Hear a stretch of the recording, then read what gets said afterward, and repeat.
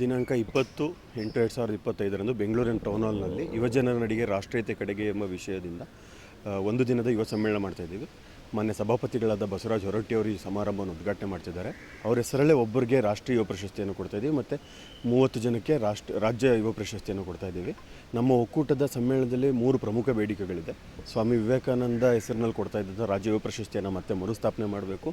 ಯುವಕರಿಗಾಗಿ ಪ್ರತ್ಯೇಕ ಸ್ವಾಮಿ ವಿವೇಕಾನಂದ ಹೆಸರಿನಲ್ಲಿ ಒಂದು ಅಕಾಡೆಮಿಯನ್ನು ಸ್ಥಾಪನೆ ಮಾಡಬೇಕು. ಮತ್ತು ಮೂರನೇದು ವಿವೇಕಾನಂದ ಜಯಂತಿನ ಪ್ರತಿ ವರ್ಷ ಜನವರಿ 12ನೇ ತಾರೀಕು ಮಾಡಬೇಕು ಅಂತ ನಾವು ಈ ಮೂಲಕ ಮಾಧ್ಯಮದ ಮೂಲಕ ಸರ್ಕಾರಕ್ಕೆ ಒತ್ತಾಯವನ್ನು ಮಾಡ್ತಾಯಿದ್ದೀವಿ. ಏನು ಸರ್ಕಾರದಿಂದ ಬರ್ತಾಯಿದ್ದ ಯೋಜನೆಗಳು ಇದೆಲ್ಲ ನಿಂತೋಗಿದೆ. ಯೋಜನೆ ಮೇಳ, ಯೋಜನೋತ್ಸವ ಇದೆಲ್ಲ ಮುಂದಿನ ದಿನಗಳಲ್ಲಿ ನಾವು ಬೇಡಿಕೆಯನ್ನಿಟ್ಟು ಸರ್ಕಾರದ ಗಮನವನ್ನು ಸೆಳೆಯಲಿಕ್ಕೆ ಮಾಧ್ಯಮದ ಮೂಲಕ ಇಷ್ಟಪಡ್ತೀವಿ. ಮತ್ತು ಈ ಸಮ್ಮೇಳನದ ಮೂಲ ಉದ್ದೇಶನೇ ಸರ್ಕಾರದ ಗಮನವನ್ನು ಸೆಳೆದು ಸರ್ಕಾರದಿಂದ ಮುಂದಿನ ದಿನಗಳಲ್ಲಿ ಯುವಕರಿಗೆ ಇನ್ನೂ ಹೆಚ್ಚಿನ ಸಾಂಸ್ಕೃತಿಕ ಸಾಮಾಜಿಕ ಯೋಜನೆಗಳ ರೂಪಿಸುವಂಥದ್ದು.